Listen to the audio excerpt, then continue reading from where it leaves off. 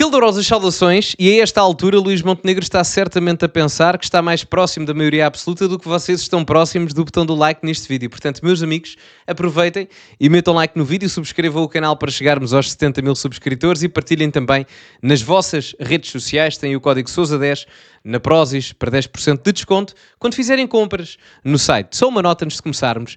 Quando eu faço vídeos de sondagens, algumas pessoas revoltam-se bastante. Normalmente quando, por exemplo, o Chega ganha muitos votos ou muita porcentagem, a malta do PSD revolta-se. Quando o PSD ganha, a malta do Chega revolta-se. Quando o PS ganha, ainda é pior, porque depois revoltam-se comigo por eu estar a dar exposição a uma sondagem que o PS ganha. E a questão é que eu já fiz várias, em que os três ganham. No caso, o Chega, o PS e o PSD. E também já fiz em que os três perdem, não é? Portanto, o meu pedido era, pessoal, são só sondagens, não é? E independentemente do resultado, a piada, entre aspas, aqui da análise é analisar uma possível realidade, que acho que isso é o interessante, não é? Os futuros outcomes. Mas enfim, sem mais demoras, vamos ver. Muito boa noite. Começamos esta informação privilegiada com a mais recente sondagem que dá uma vitória clara à AD nas próximas legislativas antecipadas, com quase 7 pontos de vantagem em relação ao Partido Socialista. De acordo com o estudo da Pitagórica, para o JN, TSF e TVI-CNN, conhecido esta noite, a Aliança Democrática, que junta PSD e CDS, consegue mais de 34% das intenções de voto. Em segundo lugar, a alguma distância, surge o Partido Socialista, com quase 28%. O Chega, de André Ventura, obtém quase 15% das intenções de voto e é o partido que mais perde. Já a Iniciativa Liberal reúne 6% das intenções de voto, o LIVRE 5,5%, a CDU 3,4% e o Bloco de Esquerda 2,7%. De fora do Parlamento, de acordo com esta sondagem, ficaria o PAN, de Inês de Sousa Real, com apenas 0,5% dos votos. Portanto, isto foi narrado. Eu vou colocar aqui um gráfico que talvez, se calhar até já o meti aqui em edição, vocês já o estão a ver, mas é mais fácil assim perceber-se as percentagens dos partidos em questão. E como podem ver, a AD com 34%, eu arredondei os números, é mais fácil, 34%, 28% para o PS, e pela primeira vez há um desempate técnico. Não há empate técnico em todas as sondagens que saíram no pós-queda do governo. E isto é um dado importante, porquê? Porque é a primeira vez que acontece, e isto significa que o resultado máximo que o PS pode ou poderia obter na sondagem é inferior ao resultado mínimo que a AD pode obter. E porquê é que o Luís Montenegro neste momento tem esta explosão, entre aspas, nas sondagens? Porque ele já teve sondagens com 26 ou 27 e agora está com 34, 35. Porque é que ele está a pensar claramente na maioria absoluta? O PSD, para chegar à maioria absoluta, ainda precisava ter mais 7 ou 8 pontos percentuais para chegar a 41, 42%, que já lhe daria à volta disso uma maioria. Só que, com 34% mais 6% da Iniciativa Liberal, ele claramente começa a pensar não numa maioria absoluta, mas num ponto importante, que é o PSD e a Iniciativa Liberal terem mais deputados do que a esquerda. Ou seja, passam a ter uma maioria relativa superior à esquerda, que é uma coisa que propriamente nesta legislatura não aconteceu e condicionava um bocado aquilo que seria uma governação do PSD com a IL. Que aqui já passaria a existir, vocês já vão ver a seguir o número de deputados, e isso configura uma vantagem para Luís Montenegro. Se bem que, para ter uma maioria total, digamos, de 116 deputados, continuaria a precisar do Chega, que mantém a percentagem que tem tido nas últimas sondagens, a rondar, aqui tem 14 qualquer coisa, eu arredondei para 15, tem 14,6 ou 0,7, passa para 15%, que tem sido a percentagem que tem tido nas últimas sondagens praticamente todas. Eu não me surpreenderia se este fosse o resultado que o Chega tivesse nas próximas eleições. Aliás, eu digo mesmo que acho que este resultado, e já o tinha dito na última sondagem, só achava que o Chega ia ter mais um bocado do que teve nessa sondagem, porque estava com 12, 13, 14, e a Iniciativa Liberal estava com 10%, e eu achava que a única alteração que iria existir era a IL ter um bocadinho menos e o Chega ter um bocadinho mais. Aqui eu acho que se este for o resultado no dia 18 de maio, eu não me admirava absolutamente nada. Acho que isto é uma configuração, no meu entender, muito realista daquilo que pode acontecer. A Iniciativa Liberal cresce significativamente, um bocadinho, vão ganhar aí 2, 3 deputados, é expectável que cresçam um bocado, não muito, mas um bocado. O LIVRE cresce, é o único partido à esquerda que cresce, e isto também não me surpreende, porque o Rui Tavares tem feito um bom trabalho, não só a capitalizar eleitorado de esquerda que esteja descontente com o Bloco ou com o PCP, mas até eventualmente eleitorado mais moderado. O Rui Tavares, independentemente de, na sua gênese ideológica, poder eventualmente, alegadamente, ser muito mais radical do que aquilo que parece ser, ele transmite uma mensagem muito mais moderada que pode apelar facilmente a eleitorado de centro. E isso pode roubar 2, 3% ao PS, não me admirava absolutamente nada. A CDU com 3%, o Bloco de Esquerda com 3% e o PAN com 1%, 0,5% arredondei para 1%, e portanto...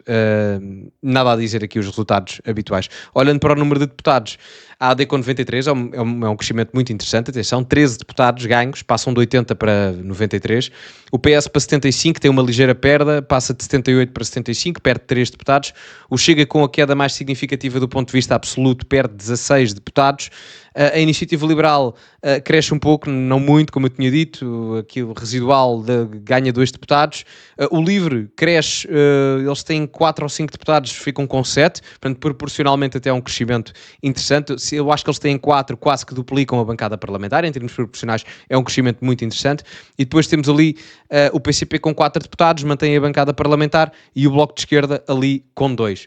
Portanto, o Bloco é que está muito mal, atenção, o Bloco aqui, e provavelmente só conseguiriam eleger em Lisboa e no Porto, o que significava, já vamos ver a seguir, que Francisco Louçã não seria eleito para o Parlamento.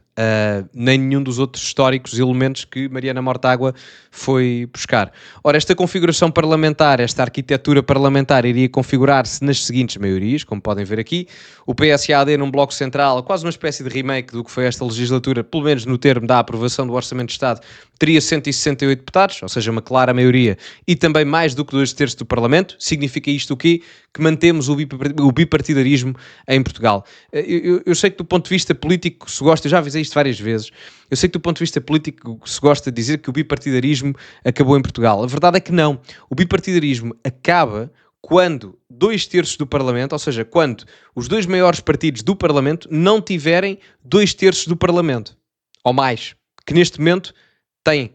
Portanto, não é assim tão fácil. Neste momento têm 158 deputados, 80 a AD, 78 o PS, precisavam de baixar para os 150, mais ou menos 151, para ter abaixo desses 2/3. Nunca estivemos tão perto de romper com o bipartidarismo, certo? Mas ele ainda se mantém, embora de uma forma teórica imperfeita e não perfeita como no passado, mas ainda se mantém. O que significa aqui é que há um reforço desse bipartidarismo, nomeadamente pelo crescimento da AD, que cresce 13 deputados, apesar da queda de 2 ou 3 deputados do PS, não é assinada por aí além, não é muito significativo, e portanto, daí o reforço do bipartidarismo em Portugal.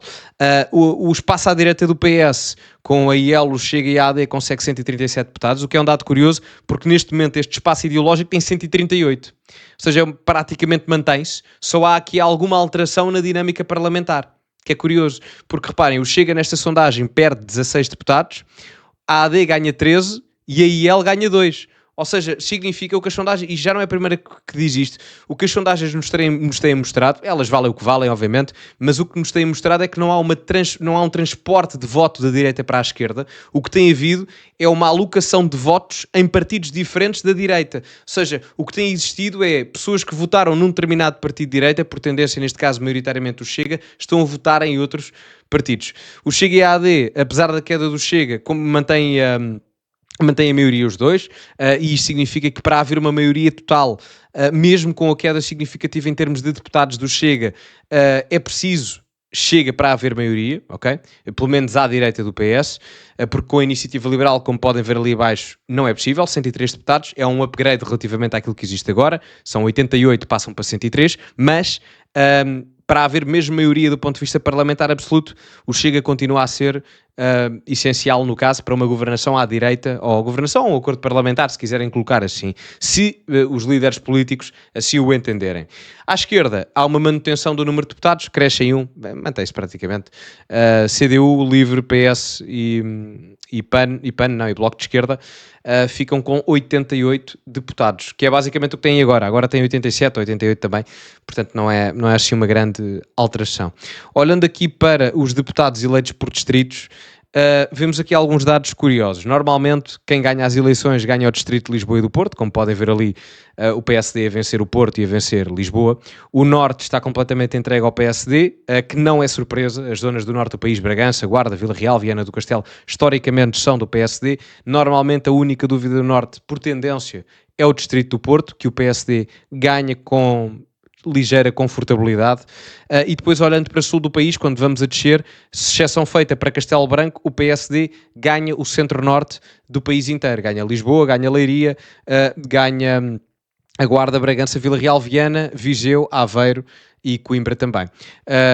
Olhando para o sul do país, a coisa altera-se, como é normal, o PS ganha mais a sul do que o PSD, isto sempre foi assim, é histórico, mas mesmo assim vemos aqui uma dinâmica que já temos vindo também a visualizar nas últimas sondagens, que é o PSD a ultrapassar o Chega como segunda força política no sul do país, ou até como primeira força política no caso do Algarve.